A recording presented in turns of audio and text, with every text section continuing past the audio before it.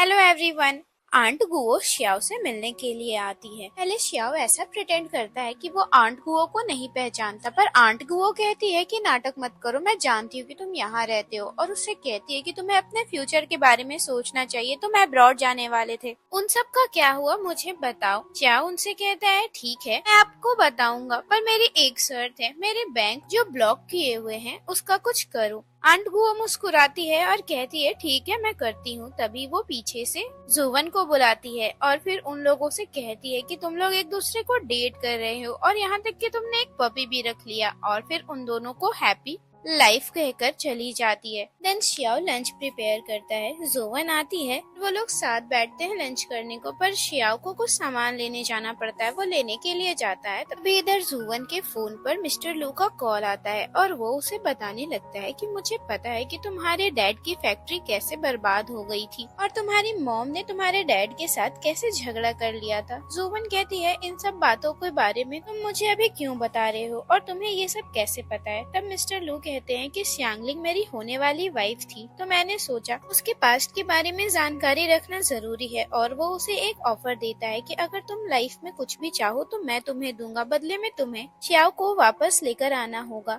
जुवन phone को cut कर देती है, श्याओ आता है, वो दोनों साथ में बैठकर लंच करते हैं। आफ्टर डेट श्याओ जोवन को एक ग्लास ब्रिज पर लेकर जाता है और उसे खुद ही हाइट से डर लग रहा होता है, पर वो जोवन की खुशी के लिए ये कर रहा होता है। जोवन उसे समझाती है कि हाइट से तुम्हें अब नहीं डरना चाहिए, उसे मोटिवेट भी करती है। साथ ही फिर वो उससे कहती है कि हमें स्कूल रजिस्ट्रेशन के लिए जाना होगा। वो लोग वहाँ काफी देर तक एंजॉय करते हैं और फिर ग्लास ब्रिज पर श्याओ को डर भी कम लगने लगता है क्योंकि उसके साथ जोवन होती है। देन वो लोग स्टेशन पे खड़े होते हैं, वहीं पर वो दोनों साथ मिलकर एक विश मांगते हैं। अब उन दोनों की विश तो यही होगी दोनों एक दूसरे से कभी अलग ना हो। फिर वो लोग स्कूल पहुंचते हैं, टीचर्स को ग्रीट करते हैं। टीचर उन दोनों की हालचाल को पूछती है और जोवन से कहती है कि तुम एक बहुत ब्राइट स्टूडेंट हो, तुम्हें अपनी पढ़ाई पर ध्यान देना चाहिए और देखना तुम्हें एक अच्छी यूनिवर्सिटी में एडमिशन जरूर मिलेगा। तभी मेंग का कॉल जुवन के पास आता है और जुवन मेंग को कहती है कि मैं तुमसे मिलने के लिए आ रही हूँ, तुम अपना एड्रेस मुझे बता दो। आफ्टर डेट जुवन और श्याओ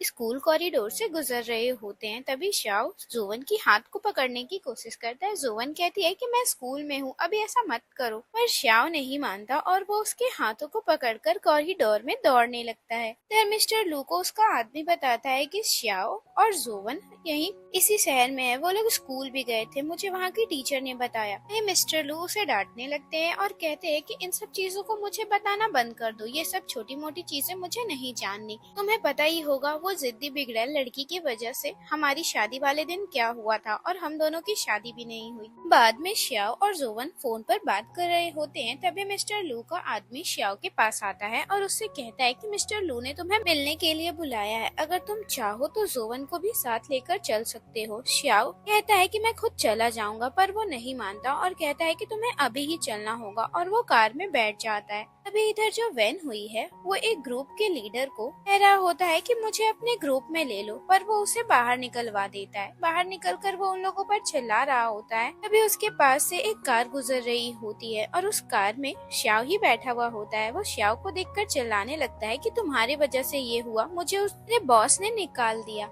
देन जो श्यांगलिंग है वो मिस्टर लू के घर पर पहुंचती है, पर उसका आदमी उसे ये कहकर भगा देता है कि मिस्टर लू ने कहा है कि तुम अब यहाँ कभी नहीं आ सकती, तुमने शादी वाले दिन कुछ ज्यादा ही बखेड़ा कर दिया था। श्यांगलिंग को मिस्टर लू के घर में घुसने के लिए भी नहीं मिलता। इस बात से वो काफी शॉक हो जाती है क्योंकि उसने अब अपना सब कुछ खो दिया। अब इधर श्याओ मिस्टर लू से बात कर रहा होता है तो मिस्टर लू से कहते हैं कि मैं तुम्हें आर्ट पढ़ने का मौका दूंगा और तुम जो चाहते हो वो करने दूंगा। श्याओ बड़ा वंडर करता है और कहता है कि आप अचानक से इतने अच्छे डैड कैसे बन गए, आपने मुझे कभी वो नहीं करने दिया जो मुझे पसंद था, और साथ ही उससे ये भी कहता है कि आप कितने सेल्फिश हो। देन श्याओ मिस्टर लू से ये कहता है कि ना मुझे आपकी शेयर चाहिए और ना ये बिजनेस, और ऐसा कहकर वो वहाँ से चला जाता है। जैसे ही वो बाहर आता है, बाहर उसे श्यांगलिंग मिलती है। वो उससे कहती है कि अगर मुझे खुशियाँ नहीं मिली तो मैं इस लू परिवार को भी खुशियाँ नहीं मिलने दूंगी। शांगलिंग की इन बातों पर भी श्याओ पर कोई असर नहीं होता और वो उसकी बातों को इग्नोर कर देता है। देन वो वापस जोवन के पास आता है। जोवन से वो पूछता है क्या तुम्हें मिस्टर लू ने परेशान किया? तब वो बताती है कि मिस्टर लू ने मुझे कॉल किया था और उसने मुझसे ये कहा है कि अगर मैं तुम्हें लौटा दूं तो बदले में मुझे कुछ भी मिल सकता है। श्याओ से गले लगाता है और कहता है कि मैं तुम्हारे साथ हूँ, तुम्हें घबराने की कोई जरूरत नहीं। बाद में वो लोग साथ मिलकर अपनी पैकिंग करते हैं क्योंकि वो लोग जल्द ही हीचिंग वापस लौट जाएंगे। इधर मिस्टर लू जियांग यान को एक ड्रेस ला कर देते हैं और उसे वो ड्रेस पहनने के लिए देते हैं और बताते हैं कि ये ड्रेस पहनकर तुम्हें मेरे साथ बिजनेस मीटिंग में चलना होगा। जियांग यान ड्रेस चेंज करने के लिए जाता है, तभी वहाँ पर ग्रैंडफादर आते हैं और वो मिस्टर लू को ऐसा कह रहे होते हैं कि ये जियांग यान को तुम बिजनेस में क्यों ले रहे हो, तुम्हें तो पता ही है ना ये नाजायज है, अगर लोगों को इस बारे में पता चल गया तो हमारी कितनी बदनामी होगी। जियांग यान अंदर कमरे में सब कुछ सुन रहा होता है और उसकी आंखें आंसुओं से भर जाती है। रात हो जाती है। जोवन जियांग यान से मिलने के लिए आती है। वो उसे बताती है कि वो और श्याओ जल्द ही ये चिंग वापस लौट जाएंगे। तब जियांग यान जोवन के हाथों को पकड़ लेता है और उसे कहता है क्या तुम श्याओ को छोड़कर मुझे चूज नहीं कर सकती? जोवन उसे मना कर देती है और कहती है कि मैंने तुम्हें हमेशा अपनी दोस्त की तरह देखा है और वो ऐसा कहकर वहाँ से चली जाती है। इस बात से जियांग यान इतना चिड़चिड़ा हो जाता है कि वो घर पर आकर अपने मॉम पे चिल्लाने लगता है और उनसे कहने लगता है इन सब चीजों में मेरी क्या गलती है? अगर मैं नाजायज हूँ, मैं कितनी भी मेहनत कर लूँ, लोग मुझे नाजायज ही समझते हैं। जियांग यान की मॉम भी मजबूर है। वो उसे थप्पड़ लगाकर कहती है कि मैं क्या करूँ अगर तुम इलीगल हो तो, पर मेरी जिंदगी में भी तुम्हारे सिवा और कोई नहीं। जियांग यान गुस्से से वहाँ से निकल जाता है और वो रोड किनारे बैठकर ड्रिंक कर रहा होता है। तभी वहाँ पर वेन हुई और उसके साथ ही वहाँ पर आकर बैठते हैं। वो लोग जियांग यान को रोता हुआ देखकर कहते हैं मुझे पता है जोवन उस याओ के साथ भाग गई, तुम्हें वो कभी चूज नहीं करेगी। तब जियांग यान गुस्से में उन्हें बता देता है कि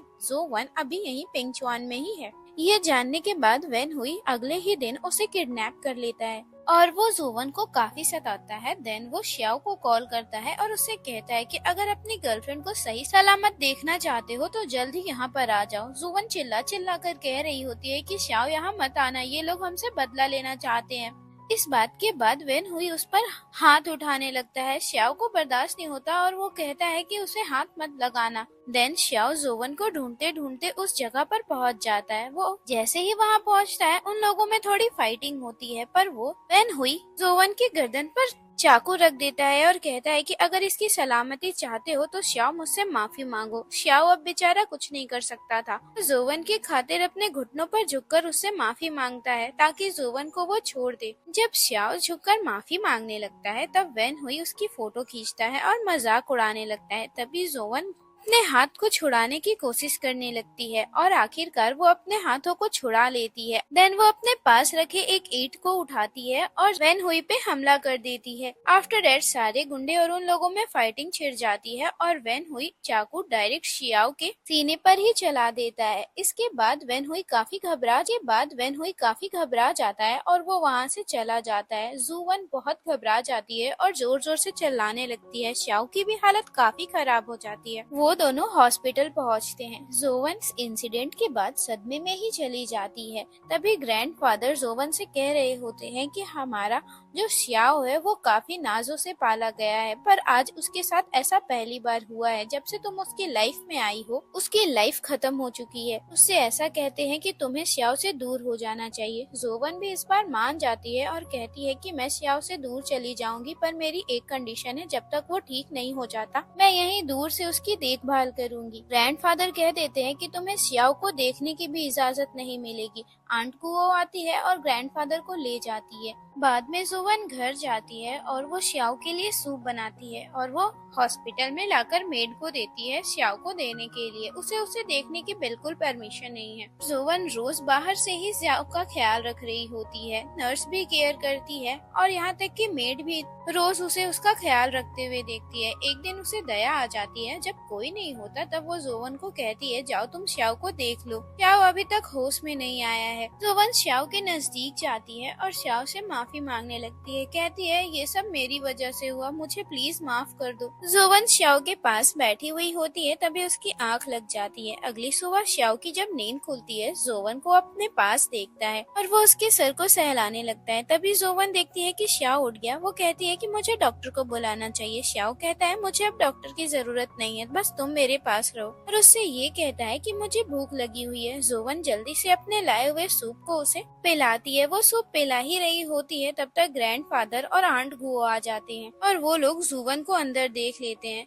जोवन बाहर जाने लगती है, पर श्याओ उसकी हाथों को पकड़ लेता है और रोककर कहता है कि मैं पेशेंट हूँ, मुझे जोवन की जरूरत है। अब ग्रैंडफादर उसको ना नहीं कह सकते थे, इसलिए वो उसे परमिशन दे देते हैं। उन लोगों के जाने के बाद जोवन श्याओ को सूप पिलाती है, फिर वो बाहर आती है। ग्रैंडफादर उससे कहते हैं कि तुमने मुझसे प्रॉमिस किया था कि तुम उसे छोड़कर चली जाओगी, तो तुम अभी तक यहाँ क्या कर रही हो। जोवन अपने ईगो को साइड रखकर ग्रैंडफादर के सामने झुक झुक कर प्लीज करती है और कहती है जब तक वो ठीक नहीं हो जाता प्लीज मुझे उसके साथ रहने दीजिए, मैं उसे कोई भी नुकसान नहीं पहुंचाऊंगी। श्याओ धीरे धीरे जल्दी रिकवर कर रहा है। जोवन उसके लिए लंच लेकर आती है और उसे लंच करने को कहती है। श्याओ भी जोवन के बनाए हुए लंच को खाने के लिए एक्साइटेड होता है। फिर अगले दिन नर्स श्याओ की ड्रेसिंग कर कर जाती है, तब उसके शर्ट के बटन खुले रहते हैं। जोवन उस शर्ट के बटन को लगाने में मदद करती है। जोवन को काफी शर्म आ रही होती है और श्याओ उसे मुस्कुराकर देख रहा होता है, बिल्कुल बेशर्मों की तरह। आफ्टर दैट वो लोग लंच करते हैं। जोवन